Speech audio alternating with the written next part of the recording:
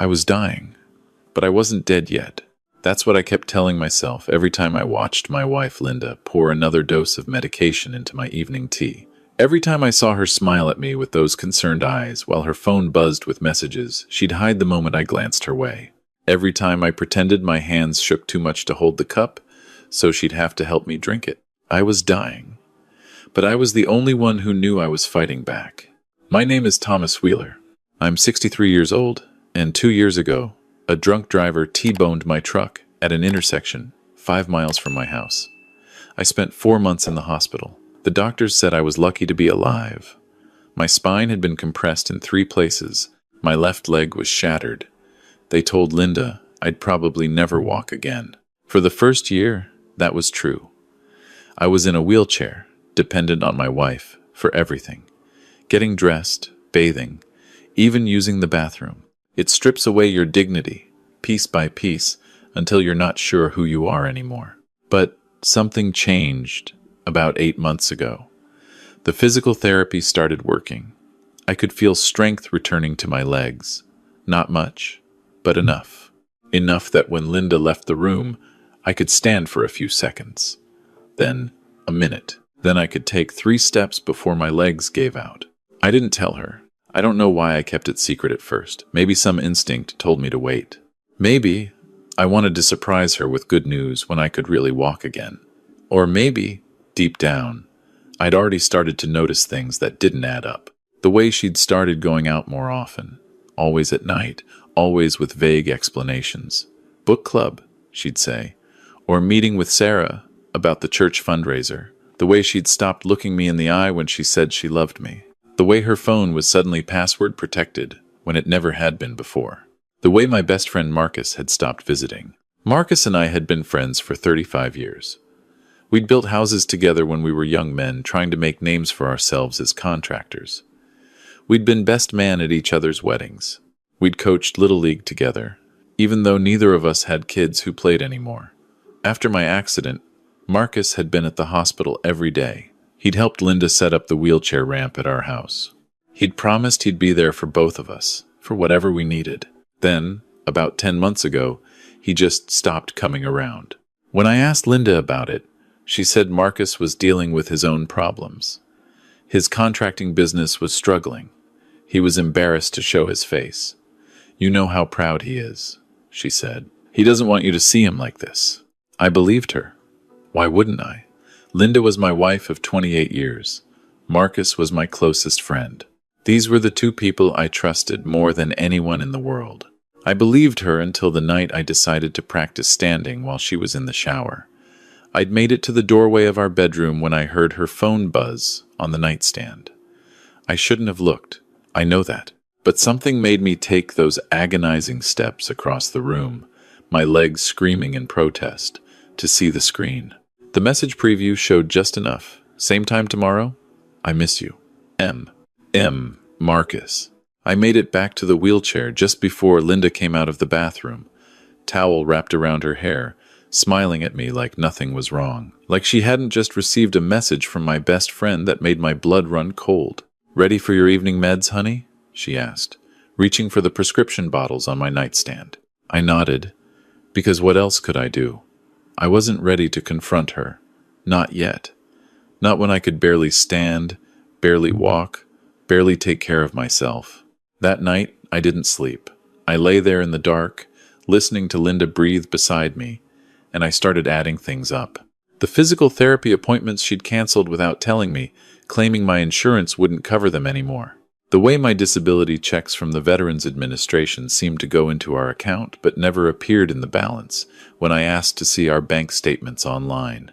The way she'd started talking about downsizing and selling our house, the house I'd built with my own hands 40 years ago. The way I'd been feeling weaker lately, not stronger, even though the doctors said I should be improving. And Marcus, who disappeared from my life right around the time Linda had started acting different.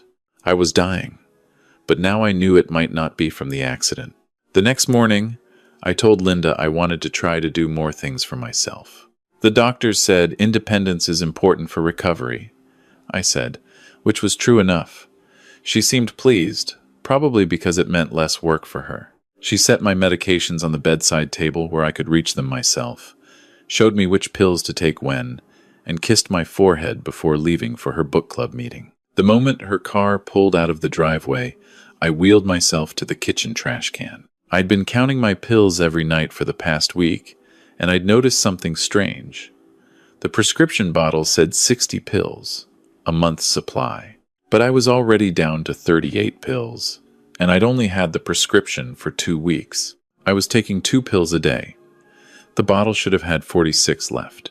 8 pills were missing, and I'd been feeling progressively worse for the past 2 weeks. I didn't flush the pills that day. I didn't throw them away. I did something that would have seemed paranoid if I hadn't already seen that text message from Marcus. I took my evening dose to the bathroom, crushed it into powder, and compared it to one of my morning pills. The colors didn't match. The textures were different. Someone was switching out my medication, and the only person with access to my pills was Linda. I needed proof. I needed to know what I was dealing with before I made any moves. So I did something I never thought I'd do in my life. I went online and ordered hidden cameras. Tiny ones, the kind that look like USB chargers and smoke detectors. I paid extra for overnight shipping and had them delivered to a UPS store 3 miles away, where I'd set up a mailbox years ago for business correspondence. The hard part was getting there. I'd been practicing walking in secret for months, but 3 miles might as well have been 300. I couldn't drive anymore, not legally. My legs could hold me for maybe 5 minutes before they started shaking uncontrollably. But I was dying, and I needed to know who was killing me. I told Linda I wanted to try using my manual wheelchair outside, that I thought the fresh air and exercise would be good for me. She seemed distracted when I said it, checking her phone again, and just nodded. "That's great, honey.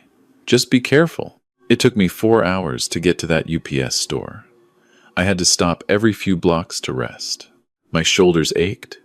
My arms felt like they were on fire. An elderly woman stopped her car and asked if I needed help, and I lied and said I was just fine, just getting some exercise, like my doctor recommended. When I finally got to the store, the clerk looked concerned. "Mr. Wheeler, are you okay? Should I call someone?" "I'm fine," I said, and I signed for my package with hands that shook from exhaustion, not illness. The trip back took 5 hours. By the time I got home, Linda was already there, pacing in the driveway. "Where have you been?" she demanded. "I've been calling you for hours." "My phone died," I said, which was true. "I just wanted to go for a longer ride. I'm sorry I worried you." Her face softened, but something in her eyes didn't. "You need to be more careful, Tom. You could have been hurt. You could have been—" She didn't finish the sentence, but I heard it anyway. "You could have been dead." Yeah, I could have been, but not from falling out of my wheelchair. That night, while Linda was in the shower again, I installed the first camera. It looked like a regular USB phone charger plugged into the outlet next to my nightstand. It had a perfect view of my medication bottles and the side of the bed where Linda slept.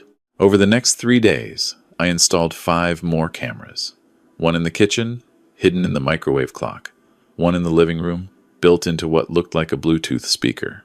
One in the garage, mounted inside an old toolbox on the shelf. One in the hallway, disguised as a thermostat.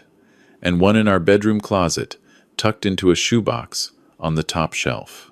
I could access all the feeds from my phone, which I kept in my lap at all times now, telling Linda I was using it to track my physical therapy exercises. The first night of recording, I didn't see anything unusual. Linda gave me my medication, helped me get ready for bed, kissed me goodnight. She seemed like the woman I'd married, the woman who'd promised to love me in sickness and in health. The second night, she got a phone call at 11 p.m. She stepped into the bathroom to take it, but she didn't close the door all the way. I couldn't hear the words, but I could hear the tone. It was intimate, soft, the way she used to talk to me. The third night, I saw her switch my pills. I was supposed to be asleep. I'd pretended to take my evening medication, but I'd actually hidden the pills under my tongue and spit them into a tissue when Linda left the room. The camera caught everything in perfect clarity. She came back into the bedroom at midnight, checked to make sure I was breathing, and then opened my prescription bottle. She dumped out a handful of my actual medication and replaced them with pills from a different bottle, one she kept in her purse. Then she texted someone. I couldn't see what she wrote, but I could see her smile when she got a response. I didn't sleep that night either. I lay there next to my wife, the woman I'd spent almost 3 decades with, and I tried to understand how we'd gotten here. What had I done wrong? When had she stopped loving me? When had she decided that killing me was easier than leaving me? Or maybe it wasn't about love at all. Maybe it was about money. The Veterans Administration paid me $3,200 a month in disability. Our house was paid off, worth probably $400,000 in today's market. I had a life insurance policy through my old contracting business, $250,000 that would go to Linda as my beneficiary. Together, she and Marcus could start over. Maybe open that custom furniture workshop Marcus had always dreamed about. Maybe travel, something Linda always said she wanted to do but we'd never had the money for. All they had to do was wait for me to die. Or help me along. I spent the next week gathering evidence. Every night, Linda switched my pills. Every afternoon, she left the house for 2 or 3 hours, claiming errands or appointments or volunteer work at the church. I tracked her phone using an app I'd installed back when we first got smartphones, something she'd forgotten about. She never went to the church. She went to Marcus's house, the little ranch he'd bought after his divorce, 15 miles outside of town. She'd stay for exactly 2 hours, then come home and ask me about my day with a smile that made me sick. The cameras caught more than I wanted to see. Linda going through my wallet, taking cash I didn't know was missing. Linda on the phone with someone discussing what happens to the house after I was gone. Linda sitting on our bed, looking at something on her laptop, and I could see the reflection in the mirror she was shopping for vacation packages to Costa Rica. But I needed more than suspicion. I needed them to tell me what they were doing. I needed a confession. My lawyer was a woman named Patricia Chen, sharp as a knife and about as trusting as a wounded animal. I'd used her 10 years ago for some contract disputes in my business. When I called her office and asked for a meeting, her assistant said Miss Chen could see me in 2 weeks. Tell her it's about attempted murder, I said. Tell her I'll pay triple her normal rate. Tell her I need to see her tomorrow. She cleared her schedule. I didn't tell Linda where I was going. I told her I had a doctor's appointment, which wasn't entirely a lie. I was going to see someone about my health, just not a medical doctor. I called a cab, paid cash, and showed up at Patricia Chen's office with my phone full of video evidence and a story that made her set down her coffee and stare at me for a full minute. "Mr. Wheeler," she finally said, "do you understand what you're showing me?" "My wife is poisoning me," I said. "I need to know what those pills are, and I need to know how to stop her without getting myself killed in the process." Patricia made 2 phone calls. The first was to a private lab that did toxicology testing, no questions asked. The second was to a detective she knew in the county sheriff's office, someone she said owed her a favor. "Here's what we're going to do," she said.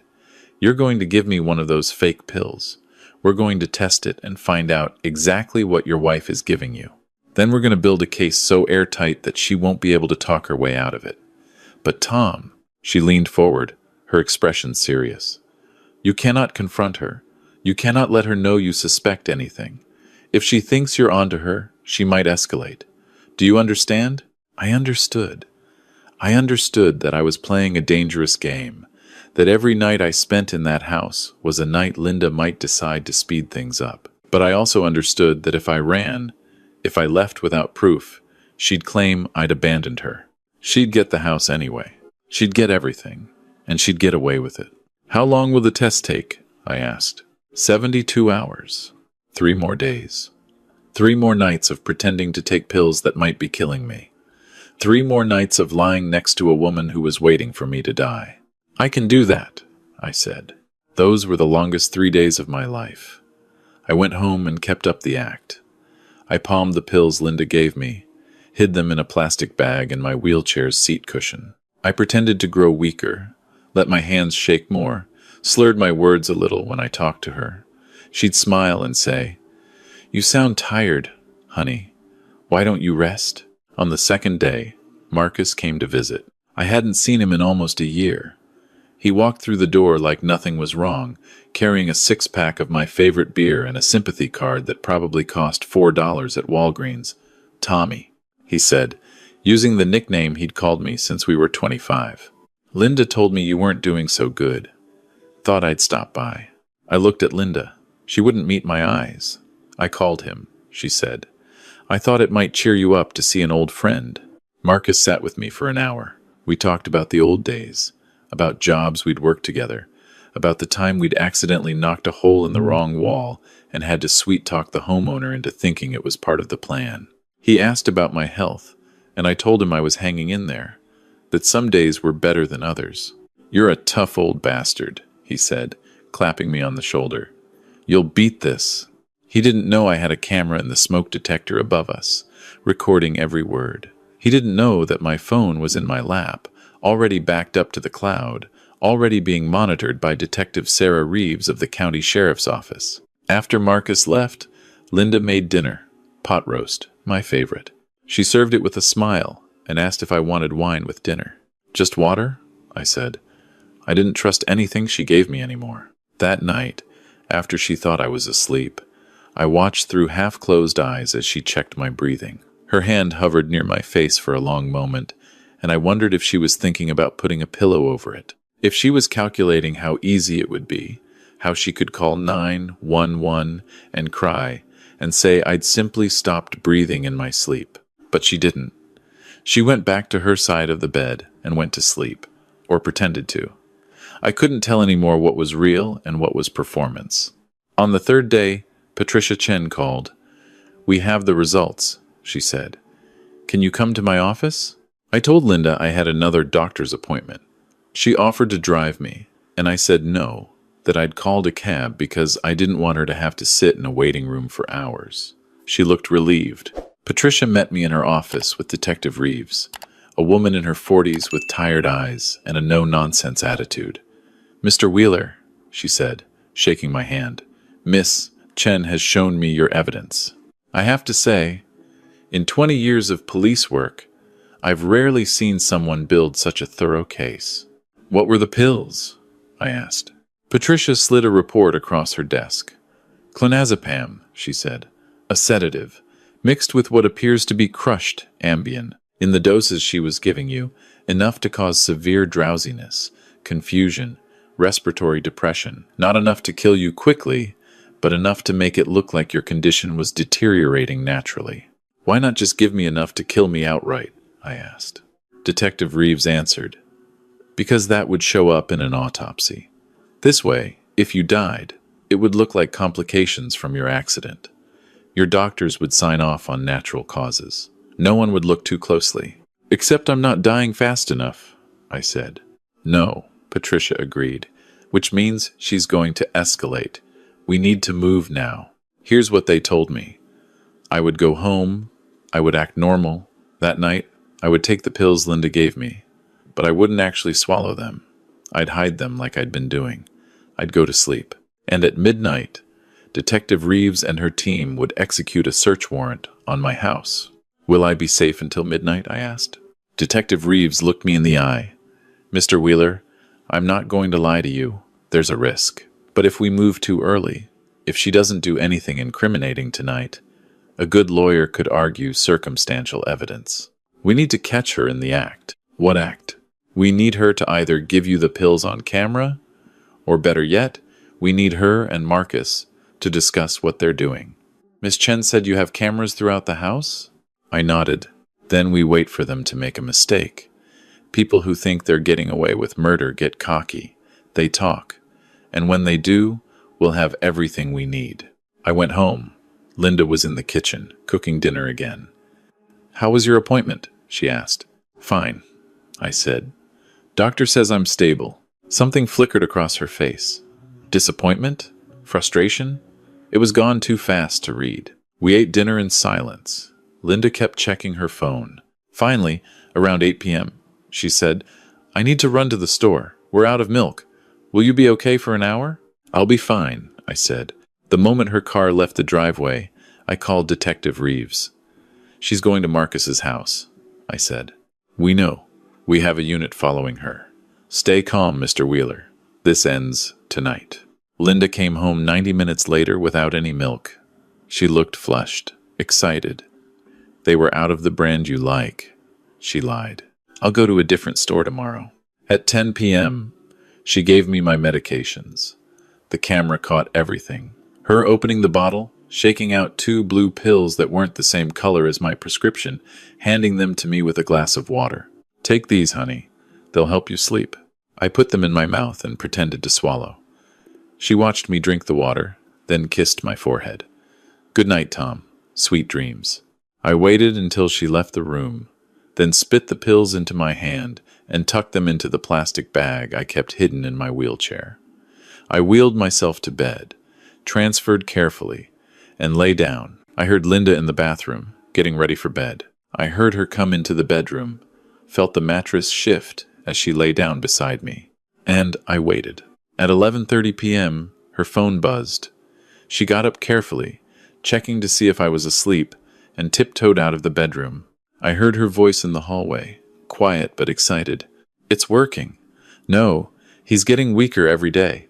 Maybe another week, 2 at most. I know, baby. I know. Just a little longer, and we'll have everything. I love you too. The bedroom door opened. Linda slipped back into bed. Her breathing evened out, and I thought she might actually fall asleep. Then, at 11:55, there was a knock at the door. Linda sat up, confused. Who would be here at this hour? I pretended to sleep as she got up, pulled on a robe, and went to the door. Through the bedroom doorway, I could see her open it.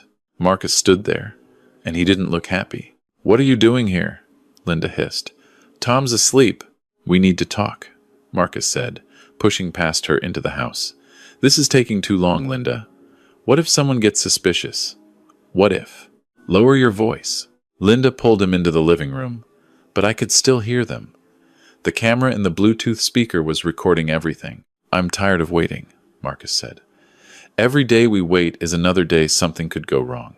Why don't we just speed things up? Speed things up how? You know how. The pills aren't working fast enough. What if we just made it look like an accident? There was a pause. Then Linda said, How? He takes baths, right? People drown in bathtubs all the time, especially people who are weak, who are on medication. Marcus, I don't know if I can.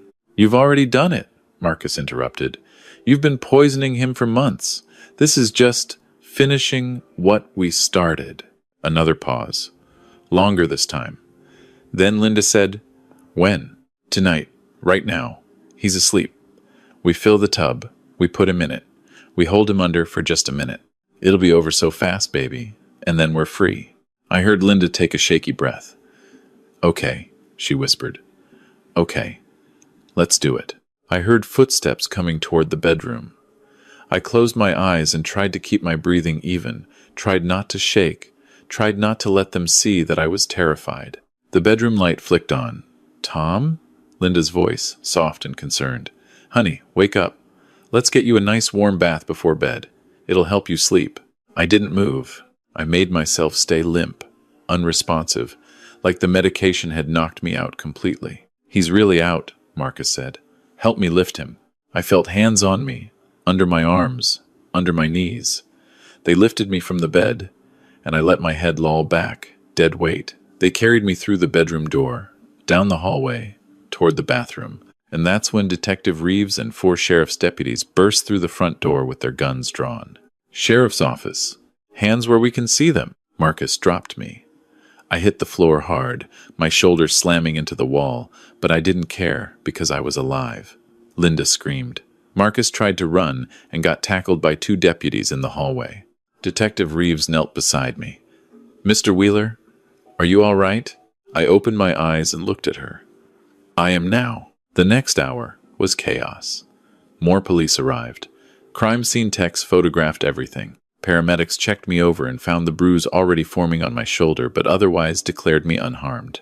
Detective Reeves read Linda and Marcus their rights while they stood in handcuffs in my living room, both of them crying, both of them trying to blame each other. She asked me to help her, Marcus shouted. She said Tom was suffering, that it would be a mercy. That's a lie, Linda sobbed. He threatened me.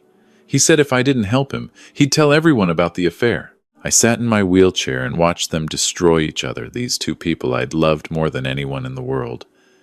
And I felt nothing. No anger, no sadness. Just a cold, empty relief that I was still breathing. Detective Reeves came over to me. "We have everything we need, Mr. Wheeler." The cameras caught their entire conversation. The pills tested positive for sedatives. The financial records show your wife has been stealing from your disability account for months. And we have them on attempted murder tonight. They're not walking away from this. "What happens now?" I asked. "Now we take them to county lockup. Tomorrow they'll be arraigned. Miss Chen will walk you through the rest.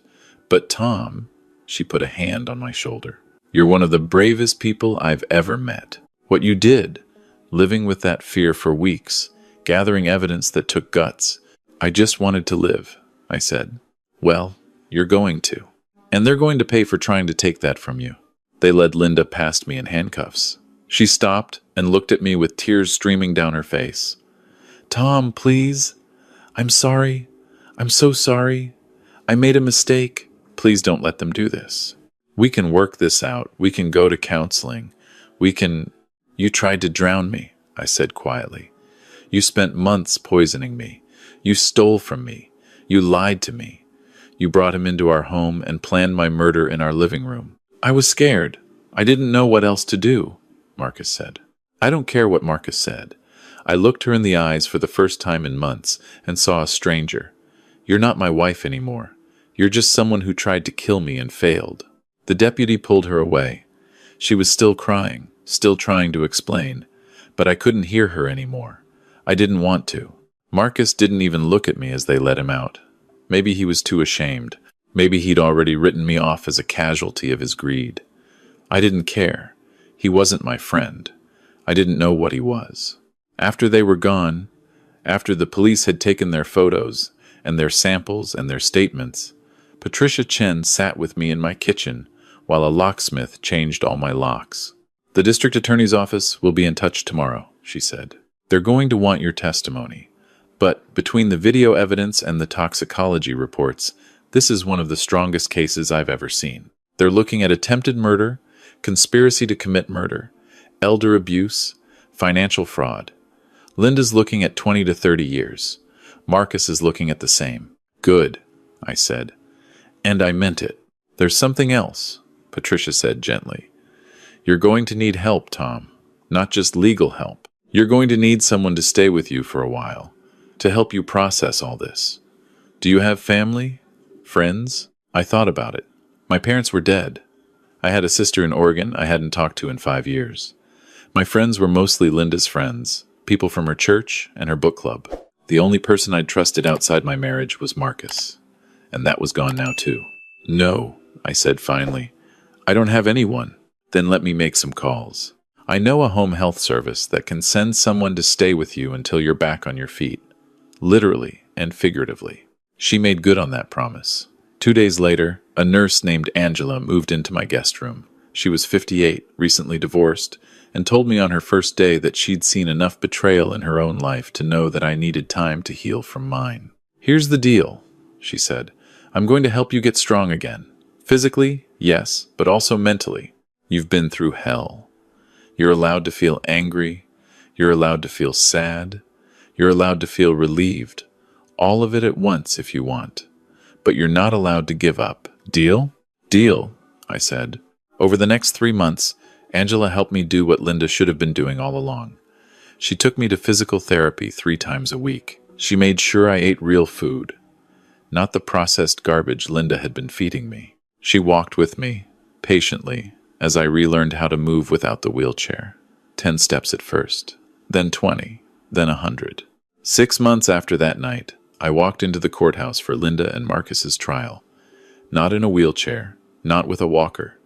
On my own 2 feet, with just a cane for balance. Linda cried when she saw me. Marcus stared at the floor. The trial lasted 4 days.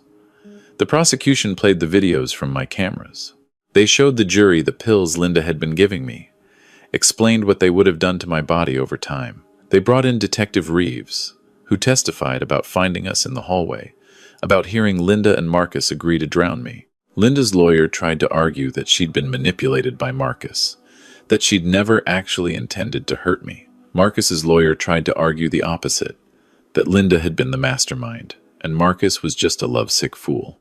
The jury didn't buy either story. Linda got 25 years. Marcus got 28 because of his prior record for fraud that I hadn't even known about. The judge called them both predators who targeted a vulnerable man for financial gain and said he wished he could give them more. I sat in that courtroom and watched them led away in handcuffs. And I waited to feel something. Satisfaction, maybe. Or vindication. Or even sadness for what we'd all lost. But all I felt was tired. After the trial, Angela helped me sell the house. I couldn't live there anymore. Not in the rooms where Linda had planned my death, where Marcus had sat on my couch and pretended to be my friend while scheming to inherit my money. I sold it to a young couple with 2 kids, and I hoped they'd fill it with better memories than mine. With the money from the sale and my disability income, I bought a small cabin in the mountains, 3 hours away from everything I'd known. Angela came with me, not as my nurse anymore, but as my friend. We were both starting over, both learning how to trust again after being betrayed by the people we'd loved. We spent our days hiking the trails I'd thought I'd never walk again. We spent our evenings on the porch, watching the sunset, not talking about the past because there was nothing left to say. We were alive, we were free, and we were building something new from the ashes of everything we'd lost. Sometimes, late at night, I still think about that moment in the hallway. The moment when Linda said okay to Marcus's plan to drown me. The moment when I realized that the woman I'd spent 28 years with was capable of murder. The moment when I understood that love doesn't always mean what we think it means. But I also think about the moment I decided to fight back. The moment I installed those cameras. The moment I called Patricia Chen. The moment I looked Detective Reeves in the eye and said I was ready to see this through to the end. I was dying, but I didn't die. And in the end, that made all the difference. The road ahead of me now is open. I'm 73 years old, and I can walk. I can breathe. I can wake up in the morning without checking to see if someone's tampered with my medication. I can trust the person making my coffee because she's earned that trust, not because I'm too weak to question her. I was dying, but I survived. And this time, when I say I'm living, I mean it.